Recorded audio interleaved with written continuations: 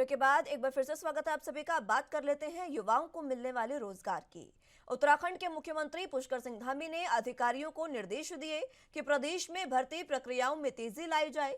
सभी सचिव अपने विभागों की रिक्तियों की सूचना 1 सप्ताह के अंदर उपलब्ध कराएं। उत्तराखंड के मुख्यमंत्री पुष्कर सिंह धामी ने अधिकारियों को निर्देश दिए कि प्रदेश में भर्ती प्रक्रियाओं में तेजी लाई जाए।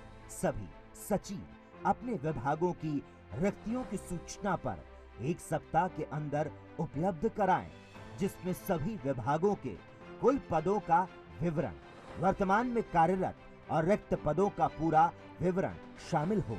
सचिवालय में शनिवार को अधिकारियों की बैठक लेते हुए मुख्यमंत्री ने निर्देश दिए कि रोजगार, स्वरोजगार के लिए सेवा योजन और कौशल विकास विभाग द्वारा नियमित रोजगार मेलों का आयोजन किया जाए, जिनमें औद्योगिक संगठनों का भी सहयोग लिया जाए, जिससे राज्य के ज्यादा से ज्यादा लोगों को रोजगार के अवसर मिल सके। मुख्यमंत्री ने अधिकारियों को सख्त निर्देश दिए। विभागों की फाइलें शासन स्तर पर अनावश्यक रूप से लंबित न रहे, इसका मुख्यमंत्री कार्यालय से भी संज्ञान लिया जाएगा। मुख्यमंत्री ने कहा कि कई विभागों के रिक्त पदों के जो अभियाचन आयोग को भेजे जाने हैं, उनका परीक्षण कर यथाशीघ्र भेजा जाए। अभियाचन भेजने से पहले सभी आवश्यक औपचारिकताएं भली भांति पूरी की जाए, ताकि भर्ती प्रक्रियाओं में तेजी आ सके। मुख्यमंत्री पुष्कर सिंह धामी ने कहा कि योजनाओं के क्रियान्वयन में विभागीय स्तर पर तेजी से कार्य किया जाए। ये सुनिश्चित करना विभागीय अधिकारियों का दायित्व है। इसके लिए विभागों को अपनी कार्यप्रणाली में और सुधार लाने होंगे। विभागीय उपयोगिता के दृष्टिगत आवश्यक और महत्वपूर्ण प्रकृति पदों को शीघ्रता से भरे जाने की कार्यवाही सुनिश्चित की जाए। Special desk ANB news. चलिए तो अब इसी पर चर्चा की शुरुआत कर लेते हैं। सीएम पुष्कर सिंह धामी ने अब अधिकारियों से कहा है कि जल्द से जल्द विभागों में जो रिक्त पद हैं, उनकी सूची जो है वो उपलब्ध करवाई जाए। इसी पर चर्चा की शुरुआत कर लेते हैं। तमाम गेस्ट हमारे साथ मौजूद हैं, उनका तारुफ एक बार फिर से आपसे करवा देते हैं। सत्यवीर चौहान जी प्रदेश प्रवक्ता बीजेपी से हमारे साथ मौजूद हैं। शिषपाल सिंह बिष्ट जी प्रवक्ता कांग्रेस से हमारे साथ मौजूद हैं और विश्वजीत सिंह नेगी जी वरिष्ठ पत्रकार के रूप में हमारे साथ मौजूद हैं। आप सभी का एक बार फिर से बहुत स्वागत है। सबसे पहले अब मैं चौहान साहब आपके पास आना चाहूंगी। जो रिक्त पद है उनकी जो जानकारी है वो मांगी गई है सीएम द्वारा। कब तक रोजगारों का जो युवा है वो जो लगातार उम्मीद जता रहे थे, कब तक और उनको वक्त लगेगा इतना? मुस्कान जी, मैं कहना चाहता हूं आदरणीय मुख्यमंत्री जी युवाओं के प्रति बहुत चिंतित है। इसी कारण से हमने जिस प्रकार से उत्तराखंड आयोग की तरफ से जिस प्रकार से समूह गौर की भर्ती कराने का भी हमने फैसला लिया, और पुलिस की जिस प्रकार से भर्ती है वो पाइपलाइनिंग में है, और पूरे 1 साल का कैलेंडर निकाल दिया गया, कब कब कौन कौन सी भर्तियां होनी है, कब उसका रिटर्न होना है, कब उसका प्री होना है, कब उसका इंटरव्यू होना है, कब उसका सिलेक्शन ऑफ रिजल्ट आना है। तो लगातार सरकार उन पदों को भी देख रही है, जो खाली पड़े पद है उनको भी किस प्रकार से सृजन किया जाए। और चलिए संपर्क उनसे टूट गया है। शिषपाल जी, अब युवाओं को भर्ती के लिए जिस तरीके से सीएम धामी ने कहा है कि जो भी विभाग है वो रिक्त पदों को लेकर बैठक के बाद उन्होंने कहा कि तमाम जो जानकारी है, जो सूची है वो सीएम को दे।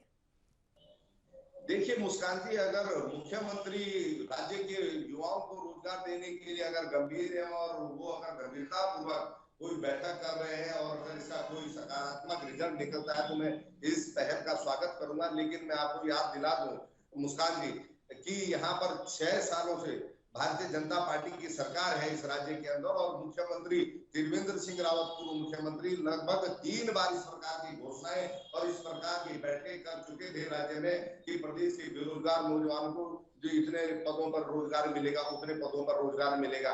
लेकिन किसी नौजवान को राज्य में रोजगार मिला नहीं। परीक्षाएं भी आयोजित हुई लेकिन फिर भी बेरोजगार नौजवानों को रोजगार नहीं मिला। आज भी वो बेरोजगार नौजवान नियुक्तियों के लिए चक्कर लगा रहे हैं। और आपको याद दिला दूं, जब दूसरे मुख्यमंत्री पुष्कर ये तीरथ सिंह रावत जिस दिन इस्तीफा दे रहे थे, रात 12 बजे तक सचिवालय में अधिकारियों की बैठक ले रहे थे और यही फीडबैक ले रहे थे। और उन्होंने लास्ट में 12:30 बजे प्रेस से मुखातिब होते हुए कहा था कि 25,000 बेरोजगार नौजवानों को मैं नियुक्ति देने वाला था। और वही पुष्कर सिंह धामी जी ने जब गद्दी संभाली तो एक माह बाद फिर प्रेस कॉन्फ्रेंस करके कहा था कि हम प्रदेश में 25,000 पदों पर नियुक्ति निकालेंगे। तो भैया ये फीडबैक अब किस चीज का लिया जा रहा? 3 मुख्यमंत्री इसमें पहले ही फीडबैक लेके जो है घोषणा कर चुके थे, या तो पहले फीडबैक लिए बिना 3 मुख्यमंत्रियों ने इस प्रकार की घोषणा की होंगी। लेकिन चलो ये राजनीतिक बातें हैं मुस्कान जी, मैं इन पर नहीं जाता। और मैं कहना चाहता हूं कि अगर पुष्कर सिंह धामी जी गंभीरता पूर्वक इस बार प्रदेश के बेरोजगार नौजवानों का रोजगार देने में अगर सफल हो जाते हो तो ये बड़ी उपलब्धि होगी। राज्य के बेरोजगार नौजवानों को अगर रोजगार मिलता है तो इसमें किसी भी पार्टी को या किसी व्यक्ति को ऐतराज नहीं होना चाहिए। और हम मुख्यमंत्री धामी के लिए मैं भगवान से प्रार्थना करूंगा कि वो अपने इस प्रयास में सफल हो और प्रदेश के बेरोजगार नौजवानों की जो आशाएं और उम्मीदें पिछले 6 सालों से लंबित है, जो 6 सालों से उनको संघर्ष करना पड़ रहा है रोजगार के इंतजार में, रोजगार की बाढ़ जो वो जो रहे हैं, उनका ये सपना इस बार अगर पूरा होता है तो निश्चित तौर पर ये एक अच्छा कदम होगा और सराहनीय बात। ठीक है नेगी साहब, ये जिस तरीके से बैठक सीएम धामी ने की है, अब खुद शिषपाल जी कह रहे हैं कि पहले भी जो बीजेपी सरकार में 3 सीएम रहे हैं, 2 सीएम रहे हैं, वो इस तरीके से कई बैठकें कर चुके हैं लेकिन फायदा इसका कुछ नहीं होता है। इस तरीके की बैठकों का वाजिब सी बात है कि अगर बैठकें कितनी भी कर लीजिए, जब तक उसका फायदा नहीं मिलेगा तो वो बैठकें जो है वो निरर्थ रहेंगी हमारे लिए।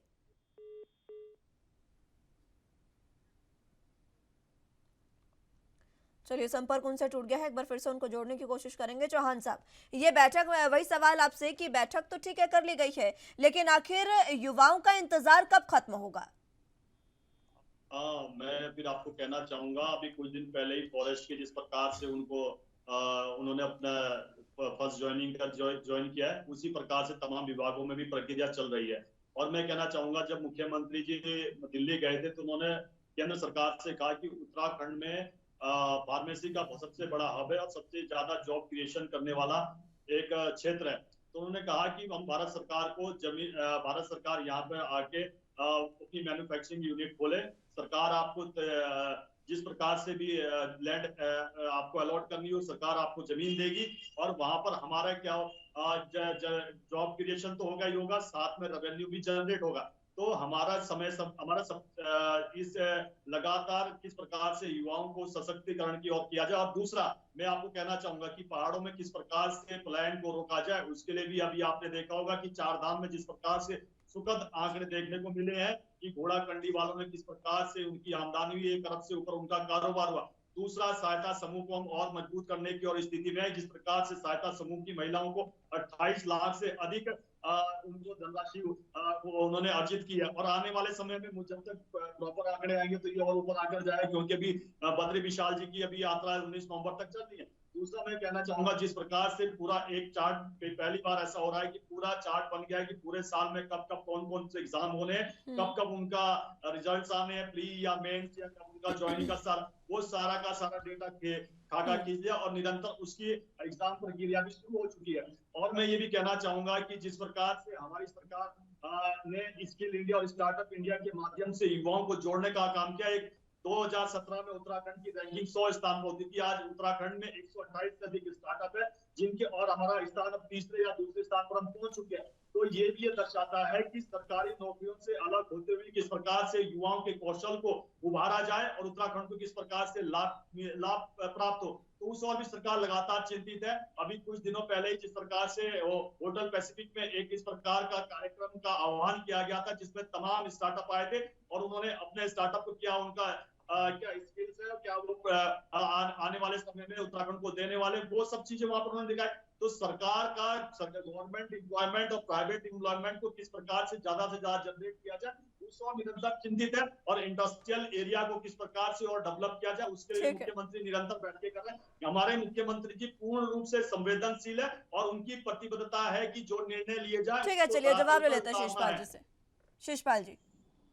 जी मुस्कान जी, हेलो। देखिए जी। मुस्कान जी, मैं सत्यवीर सिंह चौहान जी को गंभीरता से सुन रहा था और ये कह रहे थे कि जो है यहाँ पर रोजगार की बात कर रहे थे, स्टार्टअप की बात कर रहे थे। मैं याद दिला दूं कि 2018 में तिरपन सरकार के दौरान राज्य के अंदर एक बहुत बड़ा इन्वेस्टर मीट आयोजित किया गया था, जिसका उद्घाटन खुद देश के प्रधानमंत्री आदरणीय नरेंद्र मोदी जी ने किया था और उसमें राज्य सरकार का जो है जनता की कमाई का गाढ़ा 100 करोड़ से ऊपर रुपया खर्च किया था। 1.5 लाख करोड़ के इन्वेस्ट का जो है सब विभाग प्रदेश की जनता को दिखाए थे। कहा था कि सिंगल विंडो के माध्यम से जो है प्रदेश के में उद्योगों की बाढ़ आ जाएगी, प्रदेश के बेरोजगार नौजवानों को जो है रोजगार मिलेगा, किसी भी घर में कोई रोजगार नहीं रहेगा। लेकिन मुस्कान जी, आज भी दुख के साथ कह रहा हूं कि कहीं भी कोई रोजगार लगा हो, टॉर्च से अगर ढूंढ के आप दिखा देंगे तो मैं मान जाऊंगा कि इनकी कोई उपलब्धि है। इस प्रकार की ढकोर संघ की घोषणाएं और आर्यन खान जुमलेबाजी साहब। अब बंद होनी चाहिए और धरातल पर जो उद्योग स्थापित हुए हैं, ये सरकार की गंभीरता दिखाई देनी चाहिए। सरकार जो उद्योग यहाँ पर लगा रही है वो कहाँ धरातल पे वो भी दिखने चाहिए। ये भारतीय जनता पार्टी के लोगों को ही क्यों दिखाई देते हैं उद्योग? यहाँ के न तो मीडिया को दिखाई देता, न यहाँ के विपक्ष को दिखाई देता, न उत्तराखंड की जनता को दिखाई देता है। तो गंभीरता पूर्वक सरकार की नीतियों में कहीं न कहीं और गंभीरता में कहीं न कहीं कोई कमी है। और अगर धामी जी अब अगर इस प्रकार की बात कर रहे हैं, मैंने कहा कि हम इसको देखेंगे कि धामी जी वास्तव में कितने सफल इसमें रहते हैं, या वो भी पुराने मुख्यमंत्रियों की तरह केवल सब्ज बाग ही दिखा पाते हैं। अगर धरातल पर कोई उद्योग अगर 6 महीने साल भर में राज्य में उतरते हैं और प्रदेश के बेरोजगार नौजवानों को रोजगार मिलता है मुस्कान जी, तो ये बड़ी ही हर्ष की बात होगी। लेकिन मुझे इनकी पिछले कार्यकालों को देखते हुए और पिछले जो हमारे पास उदाहरण है देखते हुए उम्मीद बहुत कम है। लेकिन अगर इस प्रकार का कोई रोजगार राज्य को नौजवानों को मिलता है, राज्य में अगर उद्योगों की बाढ़ आती है, तो ये हर्ष की बात है, अच्छी बात है मुस्कान जी। देखते हैं आगे होता है क्या। ठीक है, नेगी साहब आवाज मिल पा रही है आपको? नेगी साहब सुन पा रहे हैं आप मुझे? हाँ, आपकी आवाज मुझे मिल रही है जी। अभी जिस तरीके से वही सवाल मैं आपको रिपीट करूंगी आपसे कि ये बैठकें जो सरकार कर रही है, क्योंकि चौहान साहब ने 2 बार अपना वक्तव्य दिया और दोनों बार ये कहा कि हम बैठकें कर चुके हैं और कर भी रहे हैं, पूरा कैलेंडर जारी कर दिया गया है कि कब से कब भर्तियां, कौन सी भर्तियां कब होगी। ये तमाम चीजें तब हम सार्थक समझेंगे जब ये हमें जमीनी स्तर पर दिखेंगी।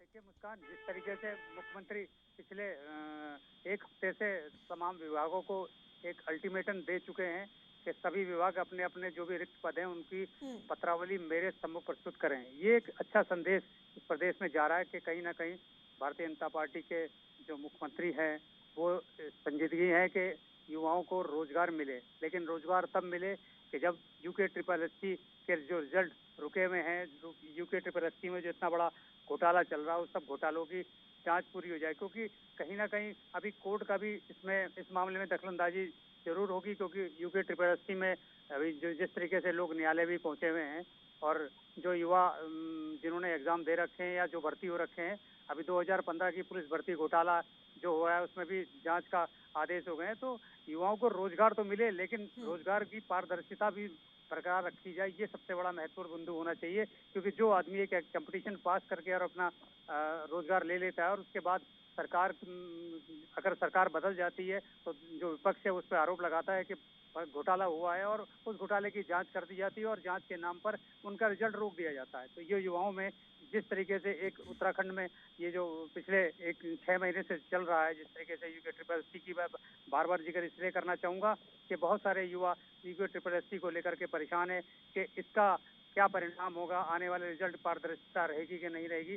भले ही धामी सरकार ने लोक सेवा आयोग को अधीनस्थ चयन आयोग की तरह UKSSC की तरह हटा करके लोक सेवा आयोग को नियुक्ति का अधिकार दिया है कि आप नियुक्ति करेंगे, लेकिन कहाँ तक सार्थक हो पाएगा ये देखना जरूर है। लेकिन सबसे बड़ी बात मैं ये जरूर कहूँगा कि धामी सरकार जरूर युवाओं के प्रति इस समय है, क्योंकि जिस तरीके से मुख्यमंत्री ने 2 दिन पहले अल्टीमेटम दिया है शासन के अधिकारियों को कि आप पत्रावली मेरे सम्मुख प्रस्तुत करें विभाग के रूप में, और शासन में क्योंकि हम लोग शासन में जाते रहते हैं, शासन में जिस तरीके से खलबली मची है, कहीं ना कहीं ये एक अच्छा संदेश युवाओं के लिए जरूर प्रदेश सरकार प्रस्तुत करेगी। जी मुस्कान। ठीक है चौहान साहब, एक बार फिर से जिस तरीके से अब नेगी साहब ने भी कहा कि सरकार सतर्क है, लेकिन सवाल फिर से मैं आपसे वही करूंगी कि अगर इस तरीके से सरकार सतर्क है, अच्छी बात है, लेकिन यूके ट्रिपल एससी का जो मामला चल रहा है उसमें जब पेपर लीक का ये मामला था और अभी पेपर लीक नहीं है, पहले भी बहुत बार हो चुका है, इस तरीके के केसेस जब उत्तराखंड में होंगे तो आखिर कैसे युवा जो है वो बेहतर नौकरी प्राप्त कर पाएंगे राज्य में?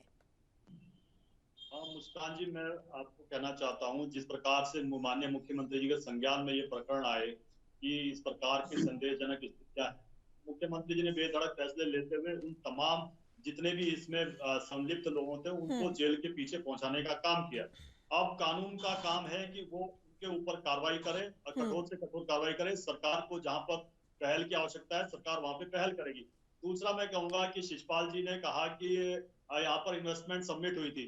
अब मैं इनको कहना चाहूंगा, कोई भी कार्य होता है उसके दूरगामी परिणाम कुछ समय के बाद होते हैं। अब जब ऑल वेदर रोड का यहाँ पर शिलान्यास हुआ था, उस समय भी कांग्रेस ने कहा था कि इसका कुछ नहीं होने वाला है। आज आप देख लीजिए उसके परिणाम जब सामने आ रहे हैं। 47 लाख से अधिक दर्शनार्थी यहाँ पर आ चुके हैं, दर्शन करके जा चुके हैं। बाबा केदार के भी, बद्री विशाल के भी, यमुनोत्री जी के भी, गंगोत्री जी के भी, और बद्री विशाल की यात्रा भी चल रही है। अभी मैं जब आदरणीय प्रधानमंत्री मोदी जी माणा में आए थे और वो माणा में रुके, तब मैं वहां बद्री विशाल में ही था। तो मैं जब बाई रोड आया तो मैंने वहां पर देखा कि जिस प्रकार से लगातार चौहान साहब अपनी बात पूरी करिएगा। सत्यवीर चौहान जी, आवाज मिल पा रही है आपको?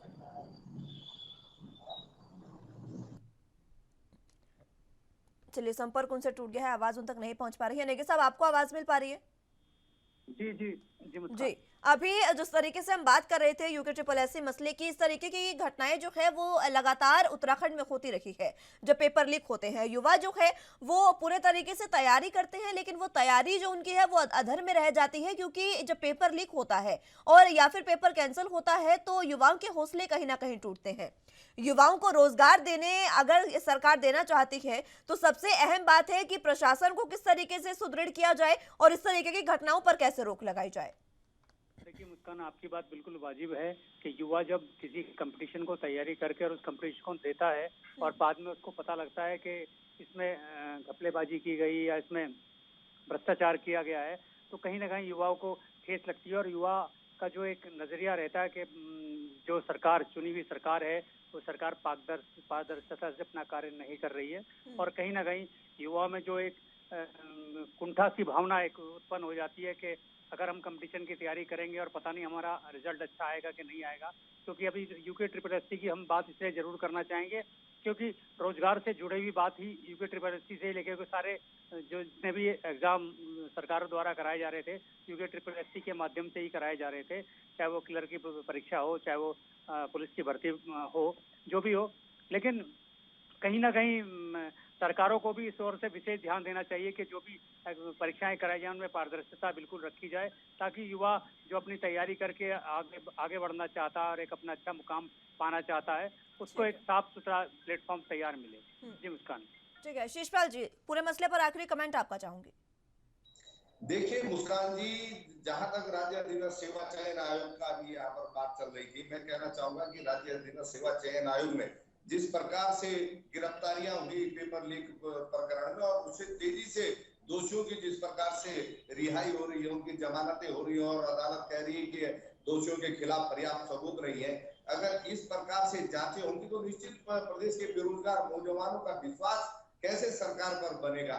तो एक तो इसमें पारदर्शिता और ईमानदारी होनी चाहिए और भविष्य के लिए इससे सीख लेते हुए इस प्रकार का सेटअप बनना चाहिए कि प्रदेश के नौजवानों का विश्वास सरकार पर और राज्य अधीनस्थ सेवा चयन आयोग हो चाहे दूसरी कोई एजेंसी हो उस पर बने और प्रदेश के नौजवानों को ईमानदारी से रोजगार मिलना चाहिए। इस प्रकार की हीला और ढील नहीं होनी चाहिए किसी भी जांच में। चलिए, चौहान साहब भी हमारे साथ मौजूद है। चौहान साहब, आखिरी कमेंट आपका पूरे मसले पर चाहूंगी, जल्दी से। मैं कहना चाहूंगा कि सरकार संवेदनशील है और सरकार ने निरंतर कदम बढ़ाए हैं और दोषी आज जेल के पीछे है, चाहे वो कितना भी रसूखदार क्यों ना, आईएएस ऑफिसर से लेके आईएफएस ऑफिसर से लेके तमाम वो लोग जेल के पीछे हैं जो कभी सोचते थे कि सरकार हमारे माध्यम से चलती है। आज सरकार चलती है तो माध्यम केवल जनता का होता है और उन्हीं के माध्यम से चल रही है। और मैं कहना चाहूंगा जिस प्रकार से 23 ऑफिसर जो हमारे पूर्व ऑफिसर थे मर्तोलिया जी, जिस प्रकार से सरकार ने उनको अपॉइंट किया है वो भी एक बहुत प्रशंसनीय कदम है। और सरकार लगातार चिंतित ठीक है और चौहान साहब, युवाओं समय के समाप्त हो चला है। ठीक है, बहुत बहुत शुक्रिया आप सभी का हमारे साथ जुड़ने के लिए और तमाम अहम चर्चा हमारे साथ करने के लिए। लेकिन जिस तरीके से युवाओं को रोजगार मिलने का जो वादा है वो एक बार फिर से धामी सरकार ने किया है, और इस बार ये जो वादा है वो सभी विभागों के अधिकारियों से लिस्ट मांगकर किया गया है। अब देखना होगा कि ये वादा कब धामी सरकार का पूरा होता है, कब ये सूची जारी होती है धामी के सीएम धामी के पास, और किस तरीके से ये वादा पूर्ण करके युवाओं को रोजगार देने का काम करती है धामी सरकार, ये देखना सबसे अहम होगा। फिलहाल के लिए उत्तराखंड के महासंग्राम में मेरे साथ बस इतना ही। तमाम अहम खबरों के लिए आप देखते रहिए ANB न्यूज। नमस्कार।